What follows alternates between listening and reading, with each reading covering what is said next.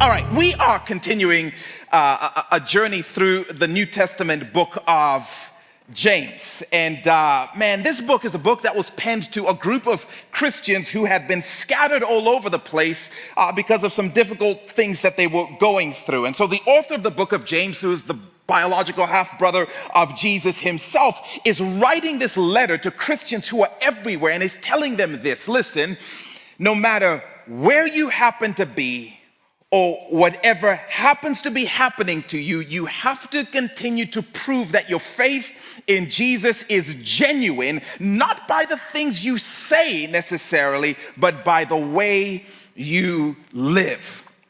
Your life is going to continually give you opportunities to prove that your faith is authentic. Live a life that proves your faith in Jesus is genuine. And it's going to continue to do that even as we meet with him this morning. And he's going to be addressing something that I find a little bit odd. He's going to be talking about the future.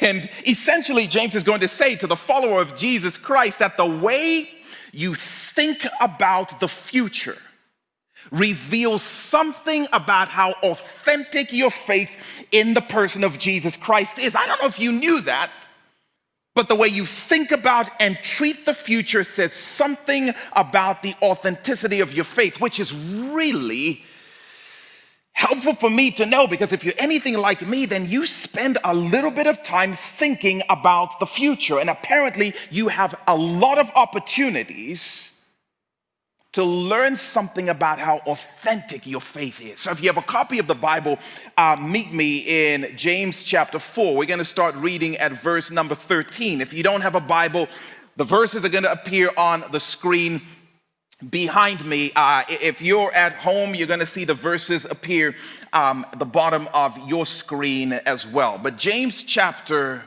4, and we're going to start reading at verse number 13.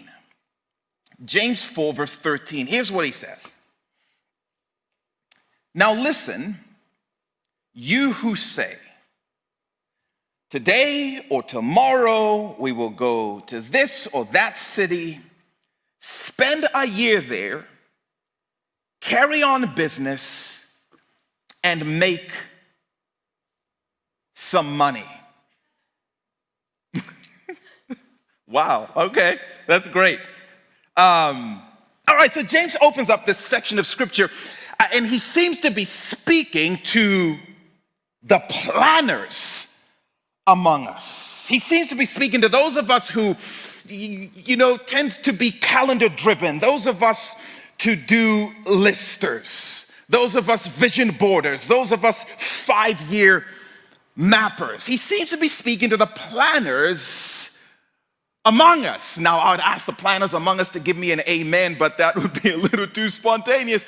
But here's what James is doing. He's talking to a planner who is in the midst of planning for an upcoming move. And he meets these planners by speaking their love language that includes all of the beautiful details of a plan, such as when. Well, today or tomorrow. I mean, we're thinking late April, early October. And so we've been making our pros and cons list, and we're definitely we're definitely going late October. But he also answers the question, well, going where? Yeah, we've been trying to figure that out. To this city or that city? We're wrestling. Should we go west or should we go south? And so we've been doing our research. We've been researching prices, we've been researching weather patterns, and definitely leaning towards heading south. Yeah, we're definitely going to head south. But he keeps on kind of in this process of planning out the details, because if you know when and you know where, but you don't know why, well, that's just weird and it's a waste. So why are we heading down there? Well, we're going to write this out. Well, we're going to go make some money. We're going to go make some straight cash. We're going to spend a year there, and we're going to accumulate enough money to open up our options so that now we have enough resource to make a 5-year plan. Sweet. plan has been set into motion. Let us activate. James seems to be talking to the planners among us. But then his tone turns pretty sour towards these planners who are making plans. James gives a caution to planners that frankly seems a little bit over the top considering they're just making plans. James says, well, thanks for your plans, but look at verse 14. Why? You don't even know what will happen tomorrow. What is your life? You're a mist that appears for a little while and then it vanishes. Whoa! That escalated pretty quickly. Bro, we're just planners making plans. Why all the aggression? Did you think we're cooking meth? Because we're actually just making plans. That's all we are doing. James responds to these planners making plans with these really sharp questions. Question number one, he asks these planners, he says, to the planners among us, number one, what on earth do you think you know? Wow. In October, we're going to head south for a year. You have no clue what's going to happen tomorrow. What on earth do you even know? Whoa, James, we're just making plans, bro. That's it. Question number two, a little more piercing. Who on earth do you think you are? We're going to go make some money, and then we're going to make a little more money, and then we're going to move again in a year. You are you? You can determine all of that. And then he says, your life is like a morning fog, like it's here one moment and then it's gone. James, I don't know what that has to do with us making plans, man, but it feels a little bit too intense, a response for people who are just making some plans. And then we're going to have a wedding in June, and we're going to do it outdoors because the weather is usually nice at that point. And then James pops up like the planner pooper talking about like, I'm sorry, who on earth do you think you are? Whoa, we're just trying to plan a wedding. Relax. Well, we're thinking about keeping our kids out of school for the rest of this year, and then next year we're considering putting them back in the public school system. And then James shows up and is like, what on earth do you even know? James, a little bit of an overreaction to some people who are just making plans. Well, I've narrowed it down to a couple of graduate programs, and I'm strongly leaning towards heading to the Ohio State University, on the Purdue campus over there at IU in Ann Arbor, Michigan, whatever. And then James shows up and says,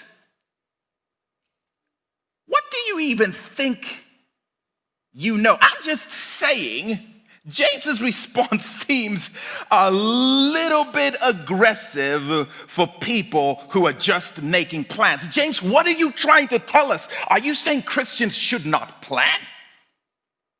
Is that what we came to church to hear today? But then James makes his point a little bit more clear. If y'all would just be patient and keep reading, that's all it takes. Instead of jumping to conclusions, look at verse 15. He says, instead, you ought to say, if it is the Lord's will, we will live and do this or do that, or make some wedding plans, or go to grad school, or keep our kids out of school, put them back in school. Head south, head west, whatever. Verse 16, as it is, the way you do it, he says, you boast in your arrogant schemes. All such boasting is evil. Okay, in all fairness to James, he starts to make a little more sense. Do you see what James is saying? For the follower of Jesus Christ, the problem is not that you plan for the future. The problem is when you presume upon the future. Heaven's problem is not what your plans reveal about your desires for the future. Heaven's problem is when your plans reveal that you believe that you get to determine the future. I know, I made it sound like James was talking to the planners among us. That's not technically accurate. James is not so much speaking to the planners among us as much as he is speaking to the presumptions within us. And there is a cosmic difference between those two things, as I trust we'll see as we continue to work our way through this text. He's speaking to those parts in us that tend to want to believe, that tend to think, that tend to act as if we can govern or guarantee what's going to happen in the future. Well, because I researched it and I vision boarded it and I crossed the T's and I dotted the I's and I checked our bank account to see if we were able to pull it off, and then we checked the agenda and we checked the schedule and we called who we needed to call. And we made a plan. Okay, and what? Therefore, the future is now obligated to cooperate with my plan.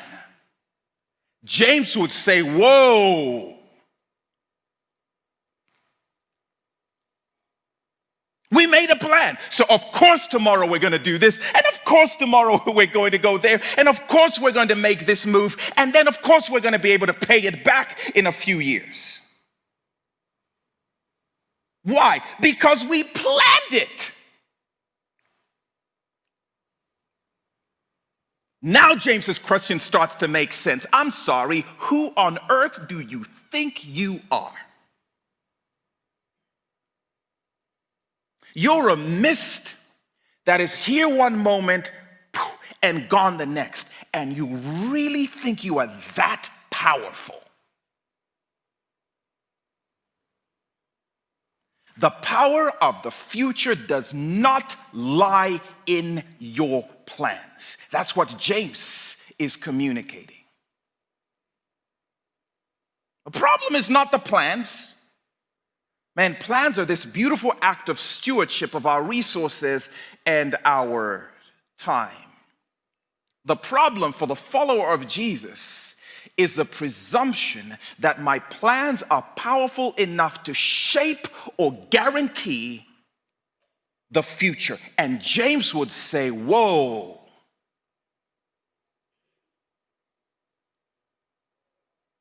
Okay, well, clearly we all know James must be speaking to the first century people, because we would never think this.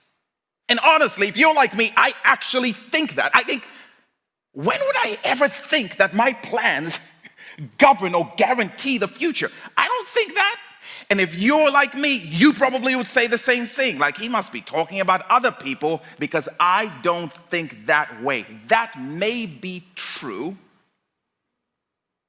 But let's forget what you think or what you would say for a minute. Let's talk about your feelings. Let's talk about my feelings for a hot minute.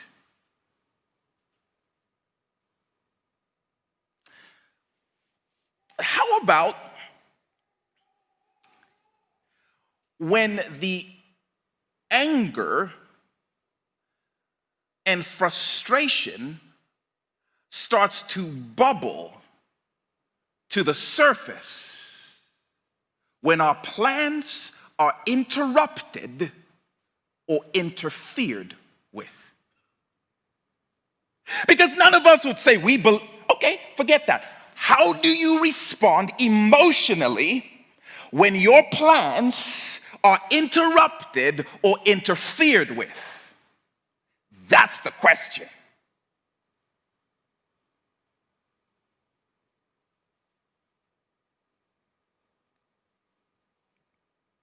Why are you mad? Why are you frustrated? Well, because, we made plans.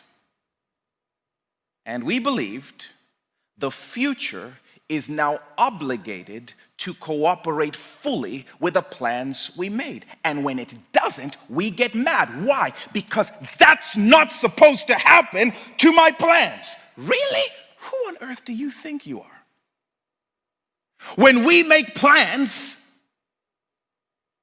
forget what you think. The question is, how do you feel when your plans get tampered with or messed with a little bit? Man, your kid got sick and you got mad. Big mad too. Not upset that your kid is sick, but upset because this now messes with the plans. Do you know how much we planned on this? And this kid has the audacity to get sick on us. And now you're upset. Why? Because everything was supposed to cooperate with your plans. Their families up here, and they're talking about the vulnerable child crisis in our world, in our community, and you feel irritation stirring up in you. Why? Well, because those things that you're talking about do not take into consideration the financial plans I've made for the next 5 years. That feels like it's an interruption, it's an interference, and now all of a sudden your plans are more powerful than God's passion. And so you feel a little bit irritated. The weather has delayed all flights. And you are big mad. And this is hilarious, by the way, if you just pause and think about it. Why are you mad? Because you believe 1,000 pilots and the weather system has co-conspired against your plans. You planned to be somewhere, and now your plans have been messed with. And you see us, we'll even walk up to the counter and we're slamming our hands and we're yelling at somebody like, you've got to change this. Y'all need to make sure Southwest calls Delta and Delta calls United and United calls American, and y'all have a conference to fix things because the future was supposed to cooperate with. How dare you change my plans? And James would pop up and say, I'm sorry, who on earth do you think you are?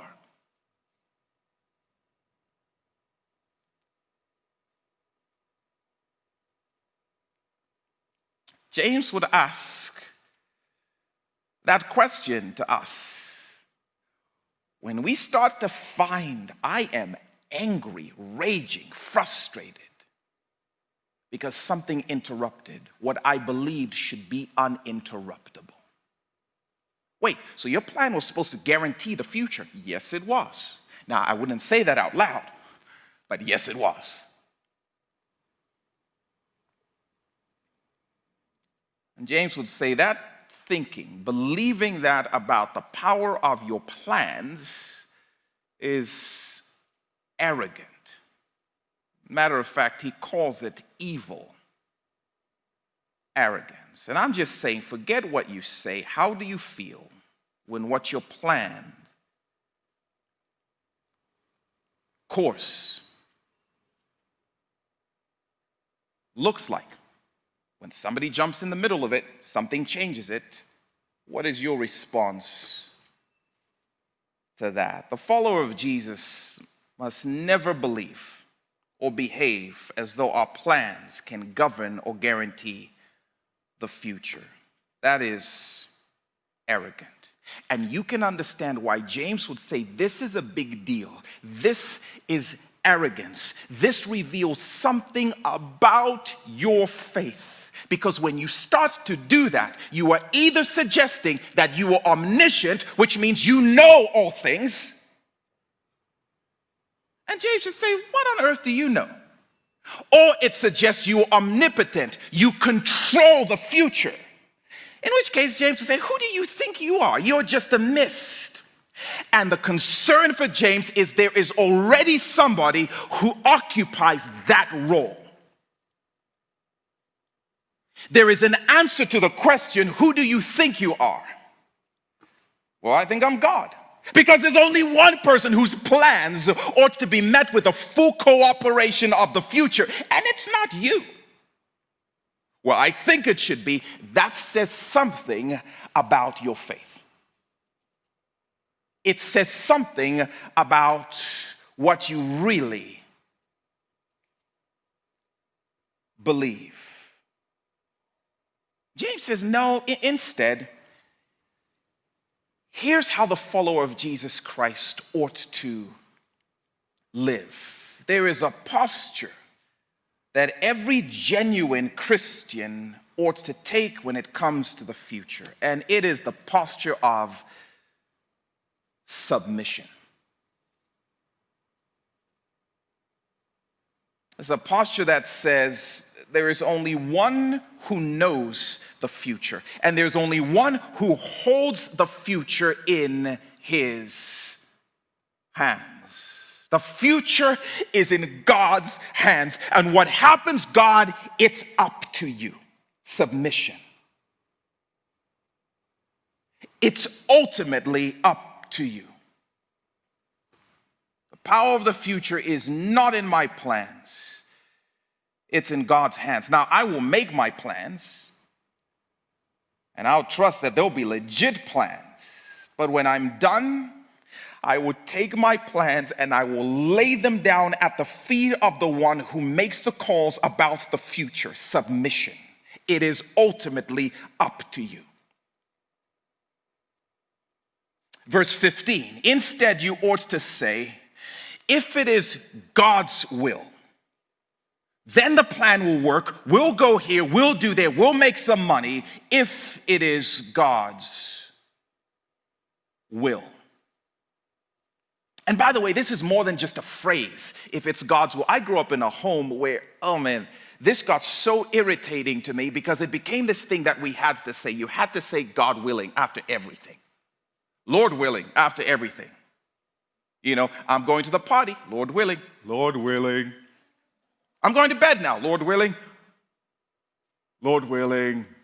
I'm going to punch you in the face now, Lord willing, right? I mean, it became this semantic thing. Like we believed, like what James is really after is for a bunch of people who are just walking around and saying Lord willing after anything and after everything. Kind of like people say bless you after you sneeze. They don't mean that. Especially not now if you sneeze. They don't mean that. But James is not talking about semantics. He's talking about a genuine posture of submission. It is God and God alone who governs and guarantees what will happen tomorrow. And I submit to him. God, if you say so, then this is going to happen. It's God who ultimately decides and determines where I will live a year from now. It is God who ultimately makes the calls about the future. And I'm just asking, do you really believe that to be true? Do you really believe God holds the future in the palm of his hand and he's the one who makes those determinations? Do you believe that? Because the genuine follower of Jesus Christ must. But can we be honest? I hope so. for some of us, we don't live like we believe that. We live like we believe that it's not really up to God. It's up to the patterns. Patterns determine the future. For a large chunk of us, the patterns determine the future. And here's what I mean. God allows something to happen 1,000 times over and over and over and over and over and over again. And what we do is we read and observe that pattern. And before long, we start to presume upon the pattern and we start to put our confidence in the pattern. Well, it's happened 1,000 times, therefore it will continue to happen. My confidence is that this pattern will carry its out. I have woken up every single day for 30 plus years. Ergo, I'm going to wake up tomorrow. My confidence is in this pattern must continue. I have hugged my children every day for so many. The pattern must continue. Well, my grandfather and my father after him all retired with a certain kind of nest egg, and they followed the same pattern and path that I'm on, so therefore I'm going to be fine. Your confidence is in the pattern continuing the way it always has. For many of us, we don't really believe God is calling the shots. Our confidence is in these patterns. And James would say, don't presume upon the pattern. Because listen, and Spirit of God, help me to believe this. It was never a pattern. It was always God making 1,000 decisions over and over and over and over again. He made a decision over and over and again, 30 plus years for you to wake up and take breath in your lungs. That wasn't a pattern. That was the grace of God. His mercies were new every morning. He still was the one determining the future. It was God who was making the call to give you the strength to go and do this job that you've gone to day after day after day after day. But before long, we put confidence in the pattern and we start to depend upon it. And in case we attempted to forget how true this is, all it takes is a pandemic.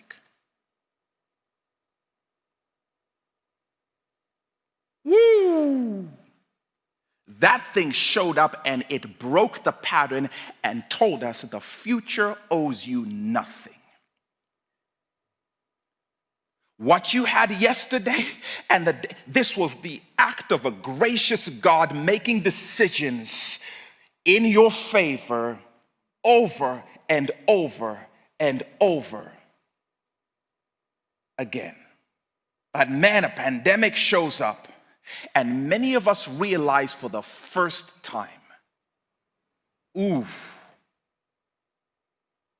that did not guarantee what would come next. But can we be more honest? The pandemic showed up, and what did most of us do? How dare this thing interrupt my plans? We had plans. And the future was obligated to honor these plans. And we were mad because there's a conspiracy against us. And James would say, I'm sorry, question.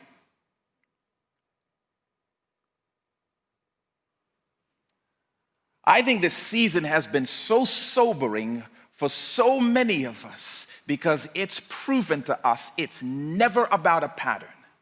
It was never about that. It was always about a God who makes the calls, determines, and controls the future. It works the same way today that it did in March.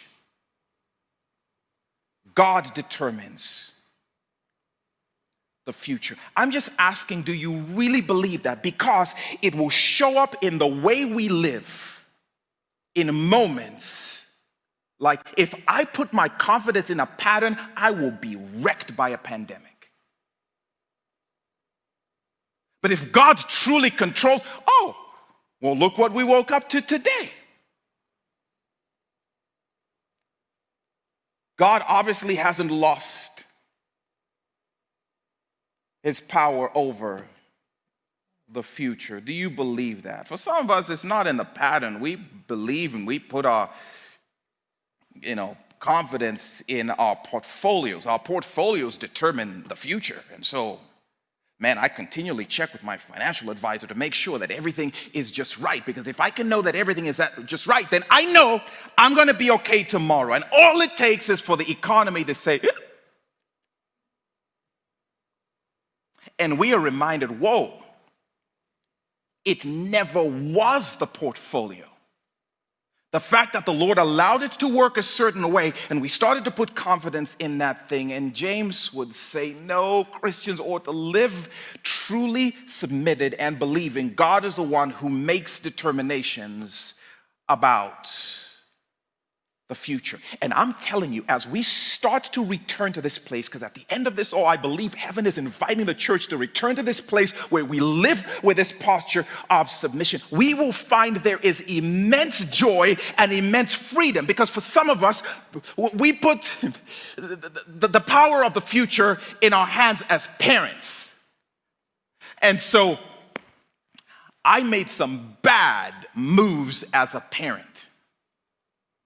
And my kids are not entirely cooperating right now, which pretty much guarantees that they're going to be in jail by the time they're 12. It's like she's nursing. Slow down. We're not there yet, but for some of us, we live like the future is determined by our parenting. For some of us, we live like the future is determined by our past mistakes. Man, I made some bad decisions, and now I'm never going to get to experience one of those love stories like those people. And James would say, I'm sorry, what on earth do you think you know? Your past doesn't govern the future. There is a God who determines the future. I'm just asking, do you really, really believe this to be true? Because it will show up in the way that you live. And for some of us, it will bring an immense amount of freedom. We ought to live in a posture of submitting the future to the will of God, reflected in an insistence on speaking to my heart over and over again, if it is God's will, we will do this or we will do that tomorrow. And you can see it. We're in a season where if you had talked to me about this in February, I'd be like, oh, that's cute. But now I feel it. Will my kids have a sports season? If God wills. I don't know. I mean, will we be financially stable in 8 months? If God wills. This is a posture that heaven has been inviting the church to live in for years and years and years and years and years and years. And even now, I pray that we won't miss what heaven is inviting us into, because many of us are going to start to cry, God, would you do that thing where you take us back to the way things used to be? What things? Remember when we had a pattern and we knew exactly where everything would be coming from? Take us back to the place where we had enough bread in the storehouse. We never had to say, give us this day our daily bread. Remember when we could presume upon the future and we didn't have to thank you for every breath we took? Take us back there. And heaven is saying, I have bigger plans for y'all. Submit to the fact that I own the future and I always have. It's not patterns, it's provision, and it's from me. There is a posture I believe heaven is inviting the church to come back to. Submitting our futures to the will of God, bringing our plans and our patterns and laying them at his feet, bringing our parental failures and bringing our messy pasts and laying them at his feet and saying the future is yours. You decide. Bringing our portfolios and laying them at his feet and saying you decide. Whether this thing is here in 5 years or not, that's really your call. But I think we've lost sight in so many regards of this very simple truth. And man, that's part of why I think the pandemic has kicked our butts. It's part of why I think, man, anxiety is spiking and panic attacks are on the rise because the patterns we used to use to predict the future have been broken. And now we are living in this sense of, I don't know what's going to happen tomorrow, let alone what's going to happen a year from now. I don't know. I've never had to live in a world where I don't know. That was the stuff for like the developing world. Those poor countries where revival always seems to be breaking out, strangely enough. But man, we are more anxious than we've been in a very long time because what we depended on for the security and assurances of the future has been shaken, and so have we. And heaven is inviting us back to a rock that doesn't move. The God who holds the future in his hand. This is a big deal to say, if God wills. It will set your heart free from some things. Man, there is just a spike in anger. Boy, I've never seen us, and I'm talking about the church, this angry. We are big mad, angry about everything, triggered about this and upset about that, and we're constantly pointing fingers and believing like this person is trying to strip me of my control instead of acknowledging I never had any. And I don't think we realize why we are so angry, because our best laid plans have been laid out. So nothing is working. I don't feel like I can quite, things aren't the way they were not supposed to be this way. And we are mad. And some of us who are deeply experiencing disappointment because the things we were longing for and looking forward to are just not shaping up the way that, I never thought I'd get married over Zoom. This is weird. This is not what I wanted.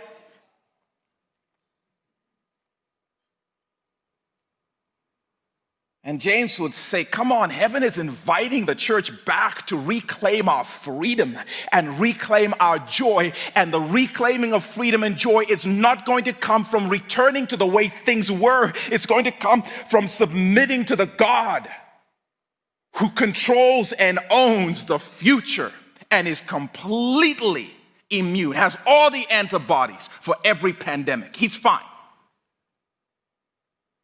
He's not shifting or changing in any way. I believe there's an invitation in this season for the followers of Jesus to submit control and our plans and our disappointments and our anxiety and our anger to God. So, Lord, you control the future. You determine what happens next. Help us believe that. It's not a pandemic that makes that decision. It's not the pattern, not my past, not the portfolio. It's ultimately you. In fact, James says this, that to live any other way will show you something about your faith. In fact, he says to live any other way than in a posture of submitting the future to God is sinful. Look at verse 17. If anyone then knows this, knows the good they ought to do, and doesn't do it, it is sin for them. it is sin for them. And James would say, lay it down. Find freedom and joy in laying down the future and what happens. God, if you will. And let me say this. I may not be wise, but I'm not always the wisest person. But let me state the obvious elephant in the room. Or donkey, whatever. I don't know.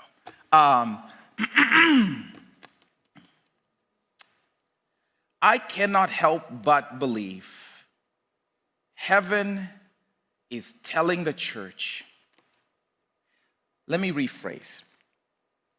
Heaven is telling the American church, y'all have put way too much of the future's power in a political outcome. Stop it.